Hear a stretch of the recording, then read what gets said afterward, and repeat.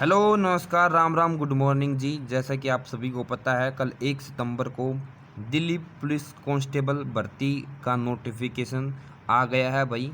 ठीक है, लेकिन उसमें एक बड़ी बात ये देखने को मिली कि जो ओबीसी की वैकेंसी है वो बहुत कम है। और मैं बोल रहा हूँ कि ओबीसी वाले अभी फॉर्म मत भरना भाई, अभी थोड़ा वेट करना। क्यों बोल रहा हूँ उसके ऊपर बात करेंगे।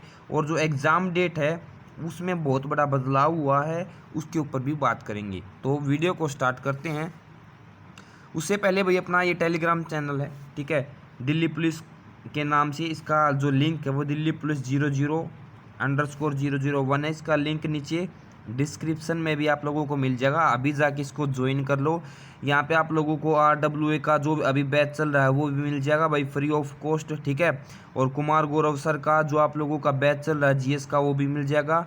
और बहुत सारी PDF करंट अफेयर की, कुमार गौरव सर की मंथली, ये सभी आप लोगों को यहाँ पे मिल जाएगी, बैच वगैरह। और भाई डिस्कशन वगैरह भी यहाँ पे होता है। और अभी जो आगे बताऊँगा वो चीज़ भी आप लोगों को यहीं पे मिलेगी इसी ग्रुप में भाई। ठीक है, तो इसको ज्वाइन कर लेना भाई। अभी ओबीसी वाले अभी फॉर्म मत भरना भाई। ऐसा क्यों बोल रहा हूँ मैं, तो मैं सबसे पहले वैकेंसी पर चलता हूँ। आप सभी को पता है कि जो कांस्टेबल की वैकेंसी है वो सबसे ज़्यादा अब की बार जनरल में है भाई। ठीक है, यानी 2748 वैकेंसी है वो जनरल में है।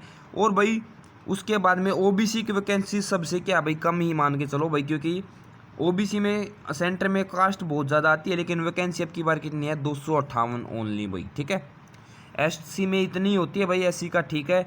EWS में भी सेम ही है भाई। ठीक है, और ST में भी सेम ही है, लेकिन अब की बार OBC में बहुत ज़्यादा कम वैकेंसी है।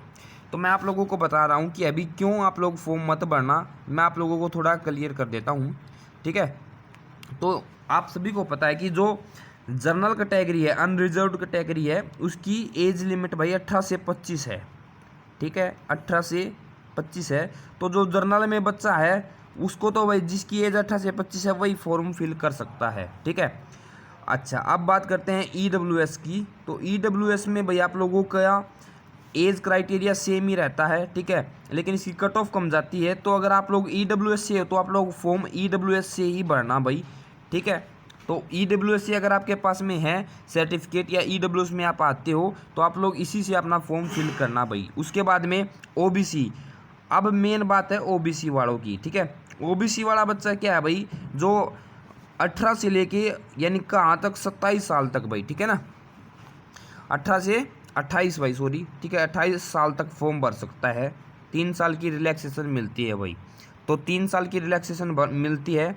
तो भाई OBC में जिस बच्चे की एज 18 से 25 है, ठीक है ना, 18 से 25 है, वो बच्चा भाई आप लोग कहाँ फिल करना, वो बच्चा आप लोगों का फॉर्म फिल करना अपना जर्नल में भाई। ठीक है, जिसकी एज OBC में 18 से 25 है वो फॉर्म अब की बार जनरल में भरना, क्योंकि भाई OBC की अब की बार लिस्ट भी ज़्यादा जाएगी और वहाँ पे वैकेंसी भी ज़्यादा है। तो आप OBC में फिल करना आप लोगों के लिए बेटर रहेगा। ठीक है, लेकिन जो बच्चा, जिस बच्चे की OBC में आप लोगों की एज, ठीक है ना, OBC में जो एज है वो आप लोगों की है कहाँ से, 25 से लेके 28 के बीच में है। ठीक है ना, वो फॉर्म तो भर सकता है, लेकिन वो OBC में ही भर सकता है।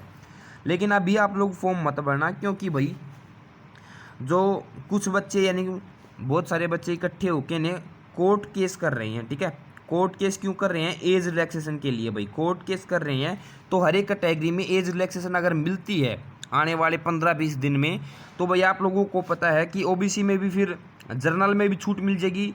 तो आप लोग वहाँ पे फिर आप लोग अपना फॉर्म भी जर्नल में अप्लाई कर सकते हो, अगर वहाँ पे छूट मिली तो। ठीक है, और अभी आप लोग फॉर्म, इसलिए मैं मना कर रहा हूँ क्योंकि अभी फॉर्म मत भरना।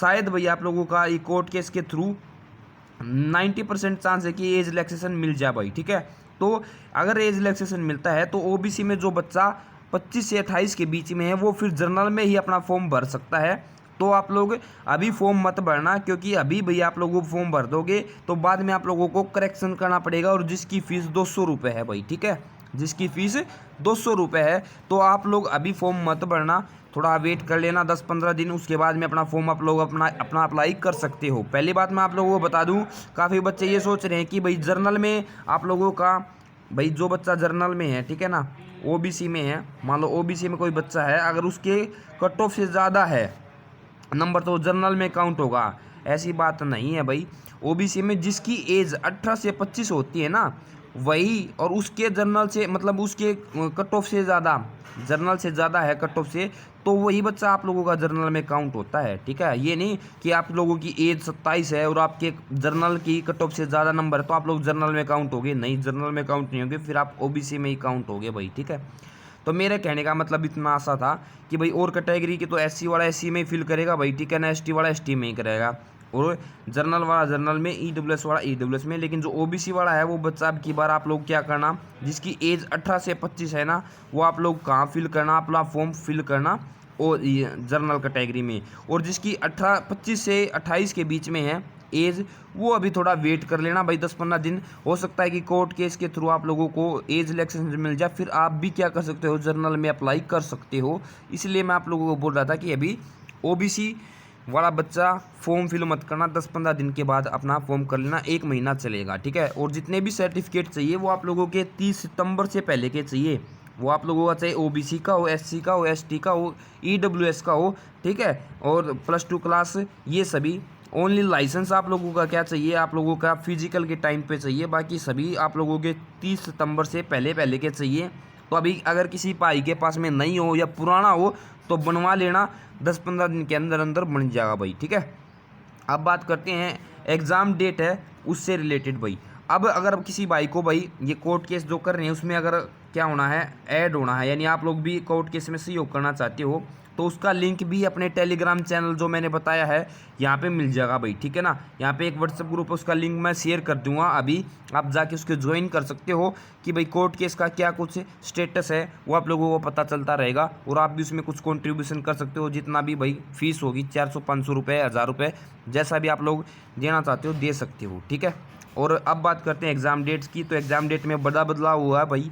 पहले एग्ज़ाम डेट दिसंबर थी, लेकिन कल ही करेक्शन करके इसको क्या कर दिया है, जो पहले एग्ज़ाम डेट बताई गई थी 14/11 से आप लोगों के एग्ज़ाम स्टार्ट होंगे, 14 नवंबर से, और 5 दिसंबर तक आप लोगों के एग्ज़ाम चलेंगे। ठीक है, तो अब आप लोगों को अपने हिसाब से करनी है, यानी आप लोगों के पास में टोटल 70 से 75 दिन बचे हुए हैं, मान के चलो। ठीक है, अपने हिसाब से अपनी तैयारी करो। और कोई अगर आप लोगों का डाउट हो तो नीचे कमेंट बॉक्स में कमेंट कर देना, आप लोगों को रिप्लाई ज़रूर मिलेगा। ठीक है, और अगर वीडियो अच्छी लगी हो तो लाइक शेयर ज़रूर कर देना और चैनल को सब्सक्राइब ज़रूर कर लेना। थैंक यू, लव यू सभी को, जय हिंद, जय भारत।